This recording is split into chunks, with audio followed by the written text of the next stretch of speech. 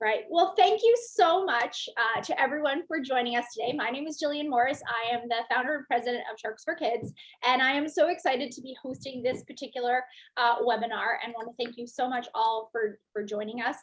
We have disabled the chat, so if you have questions, which we love, please go ahead and put them in the Q&A. You can see the little box at the bottom of your screen, and we will do our very best to answer as many of those as possible. And I am so excited to welcome Dr. Frida Lara Lizardi with us. And Dr. Lara is a marine biologist from Mexico. She did her PhD on shark distribution patterns and their connectivity to the Eastern Tropical Pacific, and is currently doing postdoc degree in marine science using pelagic BRUVS. And BRUVS are baited remote underwater video systems. It's kind of a cool way that we can spy on sharks and other animals and see how they're spending their time and what they're doing, and learn a lot about what's there, how much of it, predator systems, all that. So really, really incredible. And we are so excited to have you talk about your work today. So again, just a reminder, if you have questions, we love them. Please put them in the Q&A. And I am going to go over, hand this over to Dr. Lara Lizardi. So please go ahead, and thank you so much for sharing this with us. Thank you. Thank you for the invitation. Yeah. Go ahead and make you co-host again so you can share. And okay. Here for just a second. Can you see it clearly? Yes, yep, we can see your screen. That's great. Yep. Nice. Well, thank you very much, everyone, and spend some time learning a little bit about sharks with me. I'm very excited to present some of the results and the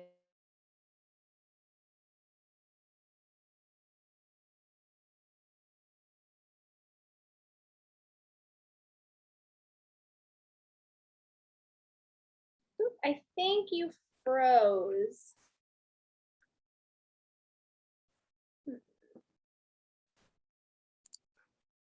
I'm not sure if you can hear me, Frida. If you can, your internet has frozen. Oh, there you're back. Yeah. Okay. Go ahead. Yep. Go ahead. Okay. So yeah, I entitled my presentation "From the Top of the Food Chain to the Bottom, Connecting Our World." And this presentation was first created for the Decade of the Ocean Sciences. I was invited to present some of the work that I've been done in the last years, and maybe some of you already heard about it, but this year is a special year because we have a decade that is starting from this year. And the idea is that we'll share all the knowledge and awareness about ocean conservation and propose new ideas about how we can create a sustainable future for the oceans. So we are in this point where we can change the tendencies and we can make it better. So I'm very happy to participate with you today and show you some of the results that we have. So first, who am I? My name is Frida. I'm Mexican. I live in La Paz, Baja California Sur, in the California Peninsula. And I've been working with sharks for the last almost 10 years. I did my master's degree in England, and I had the opportunity to learn how to use BRUVS, baited remote underwater breeding stations, with Dr. Rupert Ormond in Edinburgh. And then we did a trip in Seychelles, and from there, I've been working with sharks and other top predators for many, many different projects and helping other researchers. This photo, I took it in Revillagigedo National Park, where I did my PhD. And there you have Dr. Stephanie Venables working and taking biopsies of mantas for a genetic study. So some of the things I've been very interested is on movement patterns and how sharks and other migratory species move between different areas. And now I'm part of Migramar, that is a research network that study migratory species in the Eastern Tropical Pacific. First, as an introduction, we know that sharks have been on Earth at least for the last 450 million years. And that's very important because they had the time enough to be very diversified and also to adapt to different environments. We have three main groups. There are the chimeras and sharks. And each of them have many, many different species. And while we are getting better technologies and tools like genetics, we are learning and discovering new and new species every year.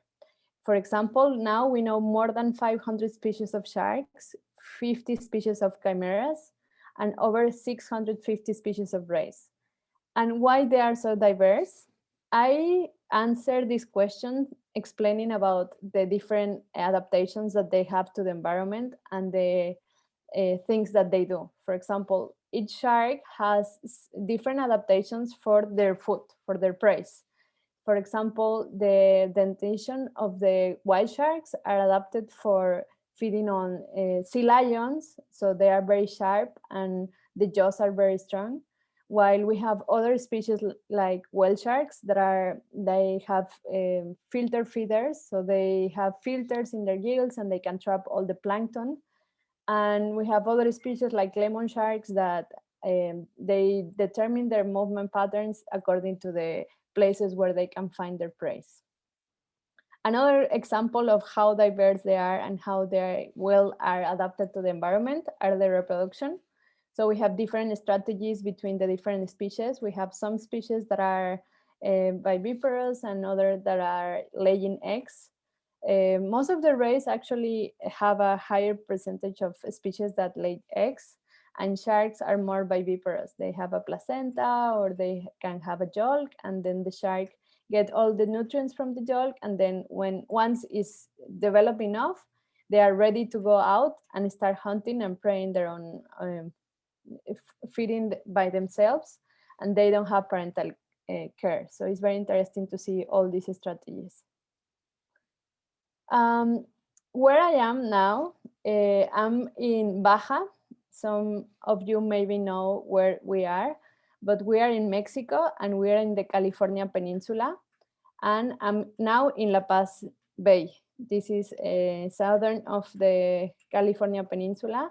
And it's a very, very special place. It's a very sharky place. And I will explain you why it's so important for us and why I live here and why I'm studying sharks and working with sharks in La Paz Bay. But first, I would like to show you a video that I watched a couple of years ago and I find it super interesting. If you want, I can give you the link of it. But for me, it was super surprising to see how the Sea of Cortez looked 30 years ago. So this is a video, a documentary about the Sea of Cortez and how it was full of life. It's talking about the seamounts and the hammerheads. And you can see how they perceived sharks back in the day and how they were using different technologies in order to understand why the sharks were in this area. So yes, they explain the importance of the seamounts.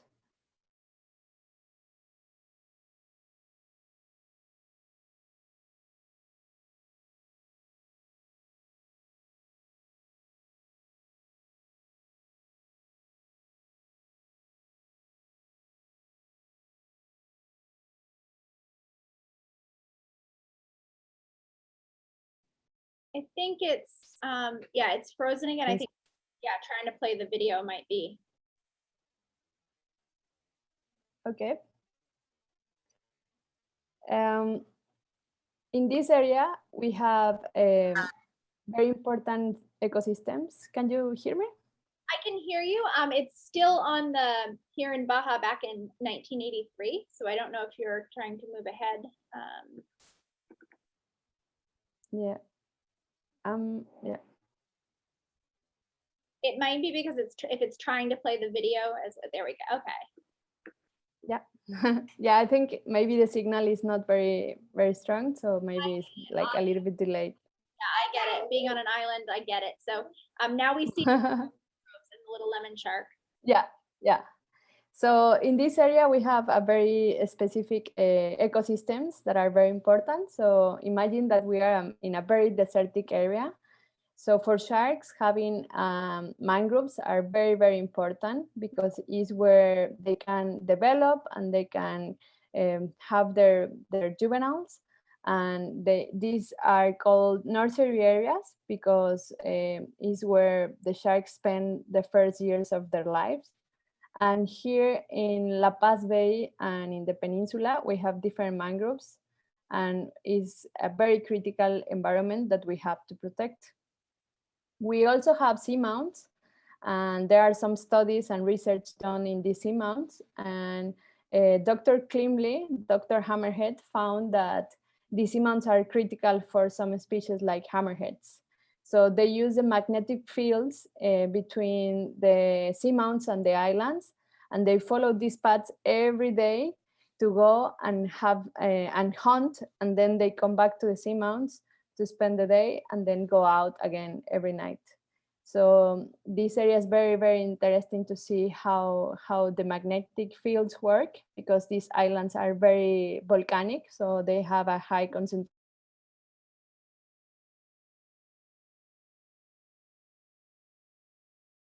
So as I was explaining you, in this area, we have part of the life cycles of some species like hammerheads. So hammerheads spend their first years of their life in the mangroves. Once they get big enough, they start going to offshore, to deeper areas where they can find prey.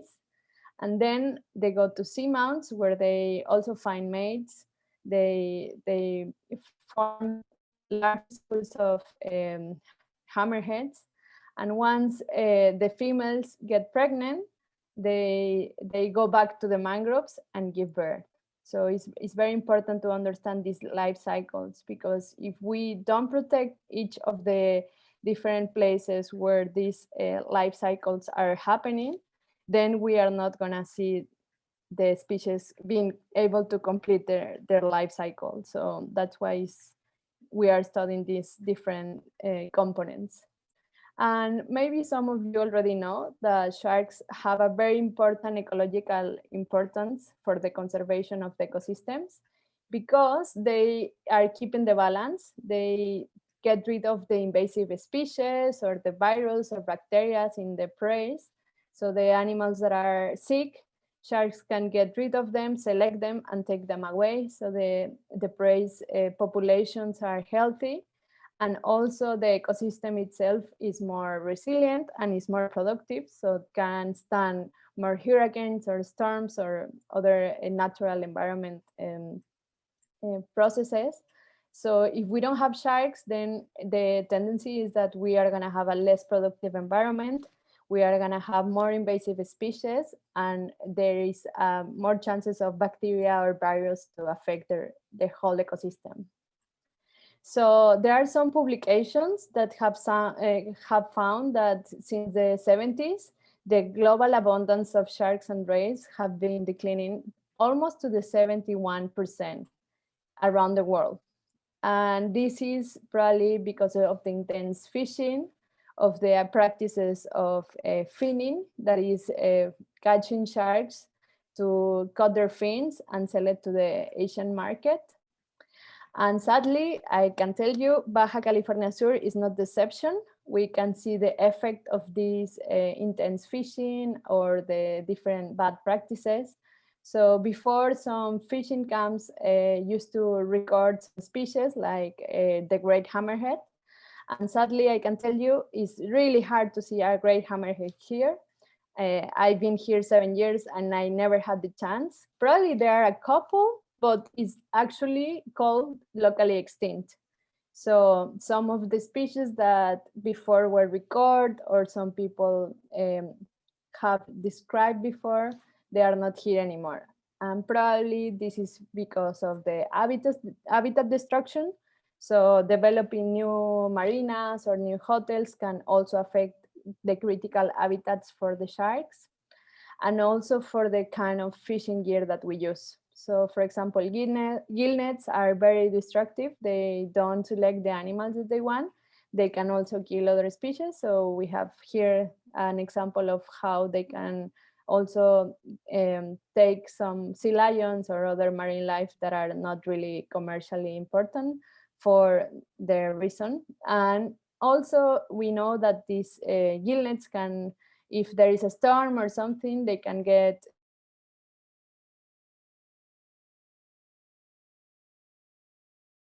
and that they are not working anymore for the fishermen, they still can.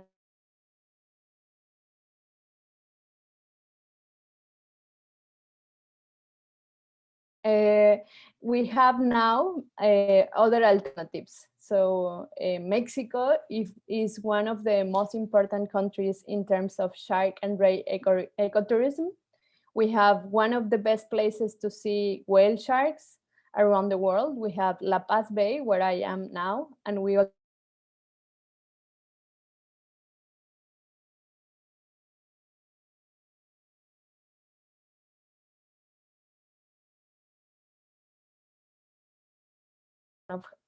hammerheads, scallop hammerheads. We also have Cabo Pulmo with the bull sharks. We have Guadalupe Island with the white sharks. And yeah, many different examples all around Mexico, around the country. And just to give you an example, Cabo Pulmo is in the southern part of Baja California Sur, and it has been called one of the most successful marine reserves in the world. And this is because in 1995, the park was designed, the community decided to stop fishing and decided to go for conservation. And 10 years later, the scientists were able to prove that the biomass, the abundance and the sizes of the fishes recovered 4 times of the original volume. And 20 years later, it was possible to show that the shark population also came back to the park. And this is probably not that the sharks just magically recover, but is because probably the ecosystem itself was healthier, so attract the sharks from other places, and then they start getting resident in this area. And nowadays, we can recognize that shark ecotourism, people that are just coming to see sharks, are visiting the park every day. So giving a value for the sharks and for the marine park that before didn't exist.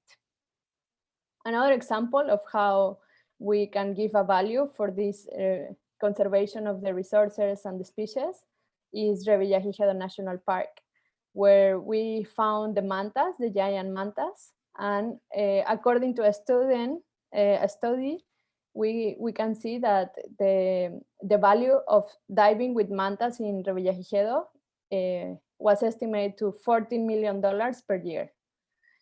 This includes different activities, for example, from coming from their houses, the flight, the hotels, the food, and all the money that they spend to come here.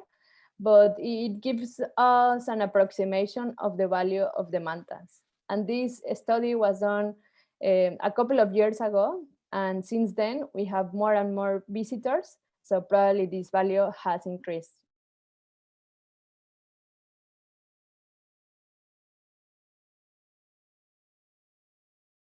How it works. So we have a stick with a little bit of bait, and we are using GoPros to record the species that are present in an area. This video was taken in Clipperton.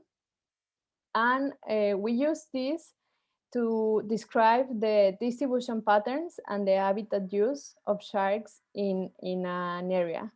And we also take some environmental variables like depth, temperature, current, and we can correlate the information of the area with the presence of the sharks.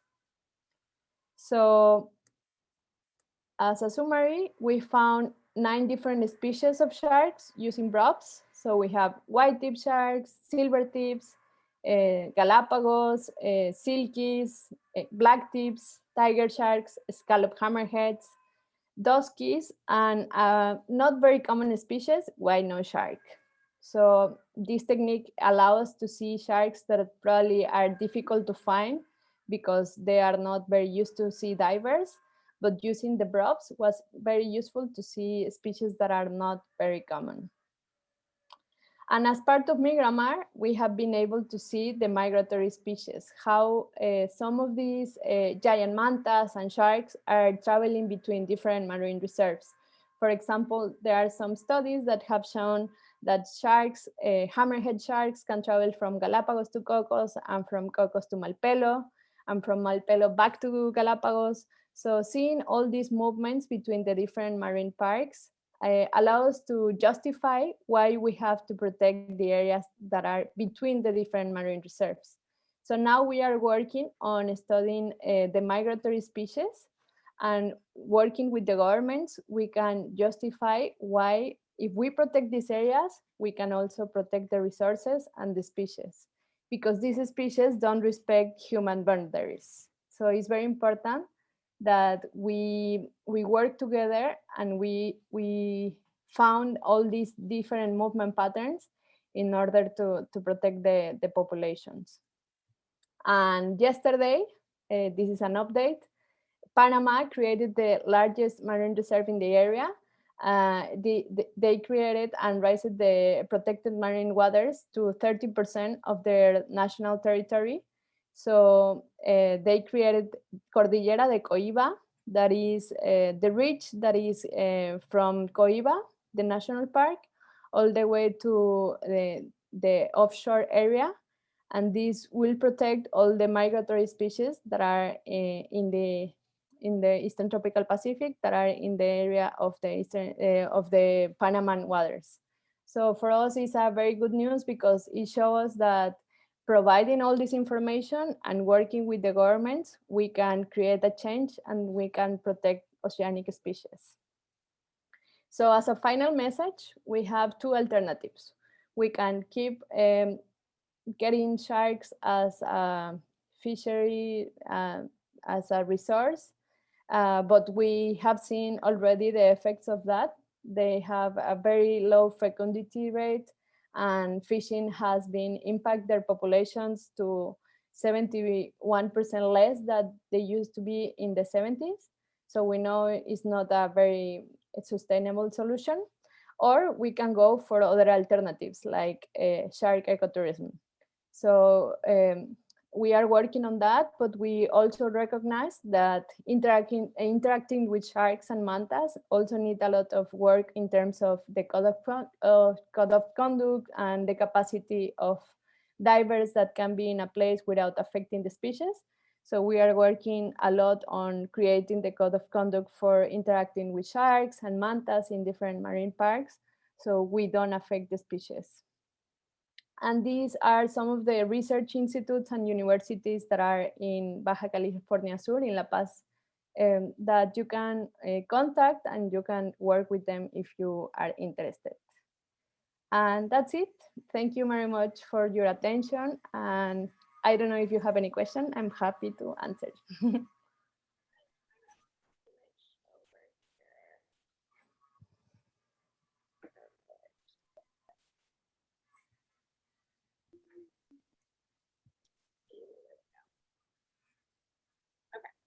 All right. Oh, there's my video. All right. Well, thank you so much. It's really interesting because I see a lot of similarities to the Bahamas as far as the habitats, specifically the lemon sharks and the mangroves, and the value of that. And we're lucky in Bimini. We do get a lot of great hammerheads. So really incredible species, and seeing the value of ecotourism, and just so people watching realize this is happening all over the world, that people going to see, they spend a lot of money to dive with these animals and to see them, and it brings in a lot of money for the economy, for the local people in that community.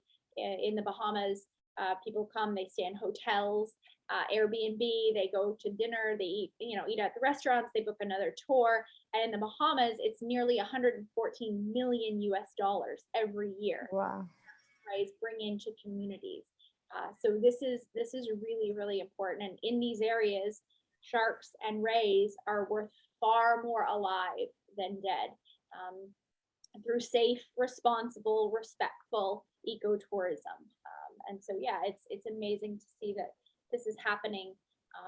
And it also gives alternative opportunities to fishermen and other people, so they have a livelihood, they can take care of their families, which is really important. So, all right, I'm just going to jump into some of the questions, and I just want to say thank you so much. It looks like we have quite a few classrooms on here.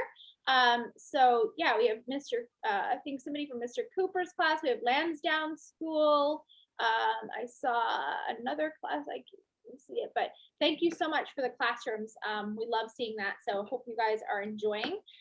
And all right, so first question, do you have a favorite shark and what? Or I guess we'll say shark and a flat shark, or Ray. Do you have it's hard because I find very like many different species are very interesting for me, but my favorite at the moment is the tiger shark. And yeah, like in Revi it's not very common to see tiger sharks. And for me, once I see one tiger shark in a dive, it completes my trip. Like for me it's very exciting, and I find it very interesting. And also because of the coloration pattern and their behavior, I think tiger sharks are very interesting. Another species that I would love to see are the treasure sharks. So I haven't seen them under the water. I just have seen them breaching, but probably once I see them underwater, I'm gonna change my opinion about my top my top 10. all right? So Lansdowne School, thank you guys so much. They're grade 5, 6, and so they just watched Shark Water as well. So they're learning about sharks, the oceans, and so that's amazing. And they've loved the presentation, and thank you guys. They want to know how long you've been studying sharks. I did my master degree in 2012. So yeah, it has been almost 10 years working with sharks. And before that, I did my bachelor in marine biology and I studied reef fishes. But once I started studying ecology in coral reefs, I started understanding the importance of sharks and how they also are very responsible of the health of all the ecosystem that I decided to focus on sharks. All right. All right. We'll have Mr. Whitman from Ontario, Canada, who's sharing this with his class. Thank you so much for joining us. If your students have any questions, please go ahead and type them in. All right. So Catherine would like to know, what is the most common shark you see when you dive there? I think it depends on the season and the place itself. So here in Baja, we have the California current that brings a lot of temperate species like humpback whales and blue whales. So it's totally like very temperate ecosystems. And that's when we have mako sharks and blue sharks that are very temperate species. And then in the summer, when the water gets warm, we have silky sharks and scallop hammerheads. So it depends a lot on how is the environment, the species that we can find here.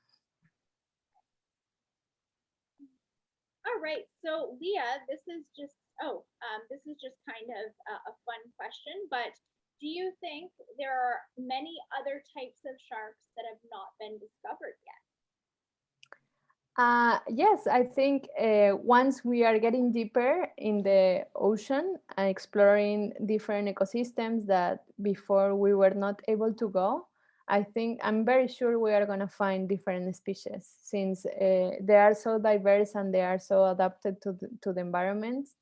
I'm sure we are going to discover more and more. Yeah, it's exciting. I think the deep sea, and it's also a reminder, we just had World Oceans Day, we're talking about protecting the oceans, is that we know very little about the ocean. And so for those students watching, if you're interested, there'll be plenty of questions for you to answer as you get older. And also new species are discovered every single year. So we want to take good care of our oceans. And also when you get older and you decide to be a shark scientist, you might discover a new species. So I think that's really exciting. see. Paisley from Mr. Whitman's class asked, how big do tiger sharks get? Or maybe in your region, if you get Mhm. you want to talk a little bit about, because I know you mentioned tiger sharks. Yeah, the average I will say is around 4 to 6 meters. So most of the tiger sharks that we have in Revillagigedo are around 4 meters, but I think they can get bigger than that. And yeah, it depends a lot on the prey and the environment, but yeah, it's around 4 to 6 meters. Yeah, I think so. Like in the Bahamas, I think we have Emma, who's sort of world famous. She's about 4.5 meters. She's probably one Mhm. bigger, but about 15 feet. So yeah, so those are she's probably one of the larger ones that we see. And I definitely think in the Pacific Ocean, tiger sharks are bigger. The ones I worked with in Australia were definitely much Wow. bigger than what we see in the Bahamas. So great. Let's see. Oh, we already answered the favorite shark. A virtual learning school in Ontario would like to know if great white sharks, because you did mention them, do they eat other sharks, or what do they eat?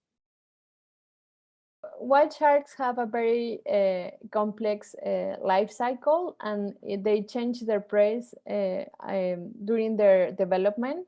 So when they are young, they focus their diet mostly on tunas and pelagic fishes like jacks and small prey. And once they are getting larger and larger, they change their dietations, and they have stronger jaws, and they focus on marine mammals like elephant seals and sea lions. So they change their migratory patterns, and they go to deeper waters because they also, once they get bigger, they need a higher energy um, intake. So they have to go and get bigger and bigger prey too. So Catherine wants to know, did the value of the manta rays help protect them? Do you think that? Yes, of course. I think for governments, talking about economic importance is very important, because it also shows the benefit for the community. So we cannot protect sharks or mantas without thinking about the community. So knowing that if we stop fishing and we can produce something else, an alternative for the communities, is very important for us. So when they were thinking about creating Revillagigedo as a UNESCO site, they said like, oh, we have Galapagos, we have Cocos, why should we protect or classify Revillagigedo as a UNESCO site? And it was just because of the mantas. So mantas interact in Mexico in a very special way. They are super curious. They love the bubbles. So when you are diving, they come on the top of you, and they start playing with your bubbles. So having one of the largest population of giant mantas in Mexico make it the park very special. And knowing that the value of the interaction with mantas was very relevant, also made it very important for Mexico. Yeah, amazing. So I've seen in 12 years, I've seen 4 manta rays in Britain. So they're really rare. So when we see them, it's extremely special, and they're absolutely mesmerizing. Such a beautiful, beautiful animal. So always really, really special. Let me just see what I just took one. So BF asked, are there any sharks you have not seen on a dive when you're there that you wish you could see, or you'd really love, or maybe if you're diving anywhere, is there one shark that you would really love to see underwater? I think I'm very intrigued to see oceanic white tip sharks that before they were recorded in this area, but also because of the fishing, they are very hard to see in this part of the world. Treasure sharks, I would love to see treasures. And here we have a lot of mako sharks, but I haven't seen them yet. So I'm looking forward to see them at some point. Yeah, I've seen one maker, I actually tagged it when I was in New Zealand. But I've never seen an oceanic white tip. There's an island in the Bahamas that they migrate to, and I've not been. So I'd say they're pretty high on my list, and I would love to see one. My husband just did a film shoot, and they had 13 on one dive, and sounds amazing. All right, so a great question from Sia from Mr. Whitman's class. How do sharks and rays see? Doesn't the water irritate their eyes? So yeah, they have it's very interesting to see it because they have a nictitan membrane that actually protects the eyes of the sharks, especially species like white sharks that are preying on other big species that can defend themselves. So sharks can either have this membrane that protects the eye, or they can sometimes they move it like inside, like they put they protect the eye, they roll it in, and then they can make it less hard for them to get damaged. And we have seen that some species like treasure sharks that are mostly all the time on deep sea, they have very vascularized eyes and they are warm enough for working in very cold waters, and also help them to have a lot of sensory cells that allows them to see in very low light. So it's very interesting. Their eyes are really incredible, and we often know they don't have great vision, but their eyes are very similar to ours. They have a lot of the same parts that we do, our human eye. And think about it, our eye is designed to be in the air, and so just like that, their body, their adaptations, they're designed for being in the ocean. And know that at depth, those sharks, their eyes are different for life at great pressure, low light. Yeah, these animals are really remarkable, and the adaptations they have to survive in different habitats. Even though they're all sharks, they're incredibly diverse, which is really, really interesting. All right, so let's see. TT wants to know from St. Luke's Ottawa Catholic School, have you ever touched a shark? And probably if you want to talk about if you have, what do they feel like? Yes, I have touched sharks just because of research. So I've been able to tag sharks with acoustic transmitters, and that's the only time I've been touching them. So I don't recommend people to try to touch sharks because first, they have a layer that they use for protecting themselves for microbes like bacteria. So if we touch sharks like whale sharks, we can get rid of that layer that protects them from the environment. And also because many of the species feel very stressed once you touch them. So between sharks, they respect their space between two individuals, and they avoid touching each other very, very hard. So they use a lot of body language, and I think they respect their space. So if you don't respect the space, you can stress the sharks a lot. So I prefer, even if I observe them and I like to see all the behaviors and everything, I like to respect their space. And if they want to come close to me, I just stay close to the bottom and allow them to come. But yeah, I don't recommend go and chase sharks because most of the species are gonna go away. For example, hammerhead sharks, especially scallop hammerheads, are very, very shy.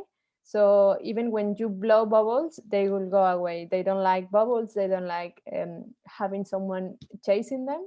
So it's better just to observe close to the bottom and see how like their natural behavior.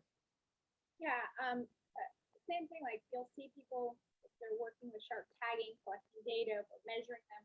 We are touching them, but again, in the water, not chasing them, grabbing them, riding them, wrestling them. They're wild animals, and they always deserve our respect. And that's how we're able to have these incredible interactions to see them in their natural habitat. So yeah, it's not it's best all wild animals deserve that respect. So if you're lucky enough to be in the water and see a shark, yeah, just watch it, observe it, and yeah, no need to touch it or wrestle it or wrangle it. Just enjoy being in that space with such an amazing animal. All right, let's see.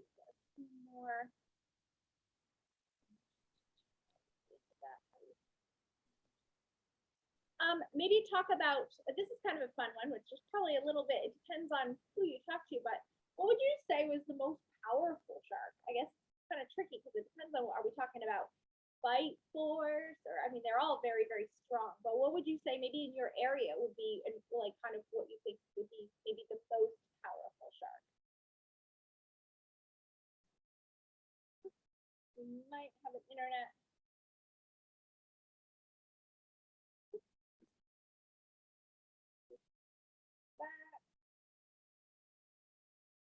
Well, I'll jump in and ask this one because I don't know if you can hear us, but you may have.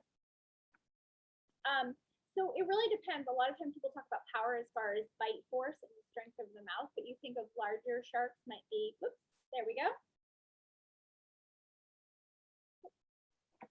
Yeah, I was disconnected for a little bit. Okay, I get it about the internet stuff. Yes, so depending on what we are talking about, so for speed, I would say mako sharks are the fastest. They are like the cheetahs of the ocean. They can go to 40 kilometers per hour, so they are very, very fast, and they ambush their prey because they are in the open ocean, so they have to swim fast in order to get a marlin or sardines or anything that is out in the blue. For the strength of their jaws, I will say wild sharks. They can prey on elephant seals that are 2 tons, 3 tons. So in order to be able to eat an elephant seal, they have to have a very, very strong jaw. And for this region specifically, in the oceanic islands, I will say tiger sharks.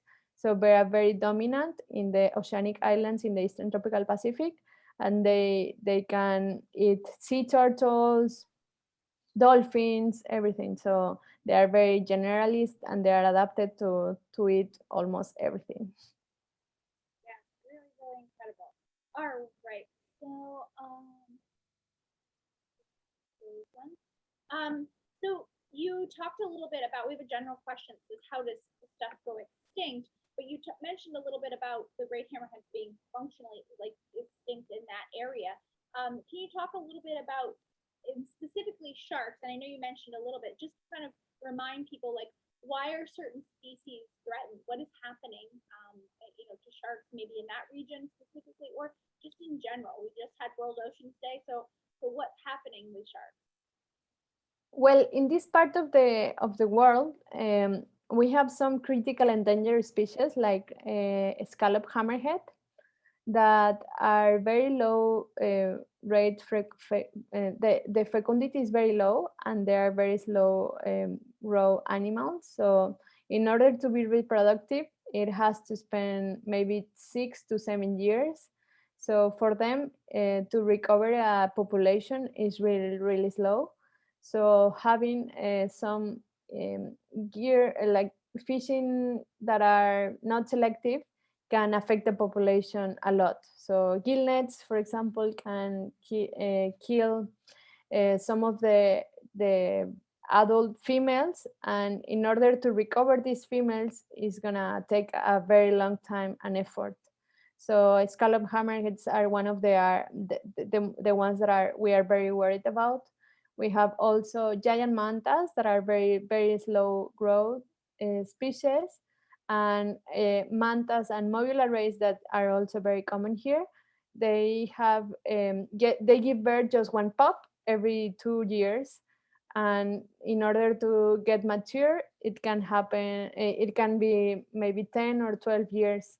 So it takes a lot for the species to recover. So and we have the effect of fishing, illegal fishing, or also habitat destruction. So having some new hotels or marinas in areas that are very nice, but also very important for sharks, it can affect their life cycles. So we want to protect these areas and conserve them as they are now, because we need to keep these areas almost intact, so the sharks can use them and they can go there and give birth and everything. So yeah, we have seen effects on the populations because of that.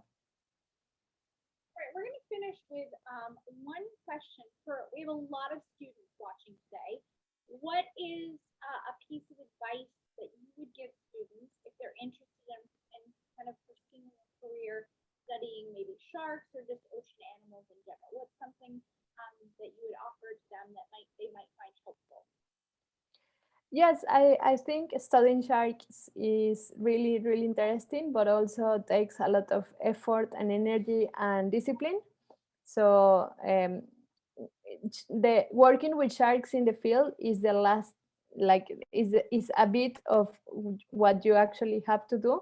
So there is a lot of mathematics that you have to study, because in order to show, for example, movement patterns or behaviors or these kind of really interesting things, you have to prove it with stats. So you have to be very good on using even programming, using R in order to show some plots or be able to use different tracks of the sharks. So it's a lot of multitask. So I will recommend you to not lose interest about other uh, different disciplines. And also, if you want to swim with sharks or to interact with them in your professional career, I will recommend you to work on your scuba diving skills since you are very young. So you can get certified when you are, I think, 10 or 11 now. And I think, yeah, the most you can get experience and comfortable in the water, the easier and faster you are going to be able to get opportunities to work with sharks in the wild. So normally, as a shark scientist, you have to handle a lot of equipment and you have to go and retrieve some receivers and set some stuff in the water. So if you don't feel comfortable being in underwater, then it's not gonna be a good idea to be with sharks around. So yeah, I think it's a very unique opportunity, and I love what I do, but it also takes a lot of discipline and effort to be able to do it, because there is a lot of people trying to do the same. So you have to make the best of you and feel super passionate about what you are doing. Absolutely. It's challenging and rough weather and being on boats. And there's also opportunities to work in labs and aquariums. So it really depends on the type of work. But I think it's try it, get an opportunity to try or volunteer or intern or work towards those goals to figure out, yeah, what kind of skills you have. Math and science are always super important for this, but also to just try those opportunities in the field and see if it's really what you want to do, or you might find that there's a different aspect of it that is more interesting for you. So trying that out. But well, thank you so much Thank you. today and sharing all this wonderful information. Thank you to all the classrooms, everyone that joined today, all the wonderful questions. If you did miss part of this or you just want to watch it again to pick up some things, this will be on our YouTube channel, so Sharks for Kids. You can also check out the website, www.sharksforkids.com. There'll still be links to this webinar, information, other activities and crafts and fun stuff. But thank you so much for everyone who joined us. Thank you. Thank you so much for your time and your knowledge and sharing that with us today. Thank you. Nice to meet you. And yes, if you have more questions, feel free to send me an email or ask by Instagram, or yeah, I'm very happy to tell you about it. Yeah, we'll make sure the links for your information are on the website as well, on the YouTube channel. So yes, guys, if you do have other questions, make sure please reach out. And thank you for all the wonderful questions that you guys did share with us today. And thank you so much, everyone, for joining us. Thank you. Thank you. Bye bye.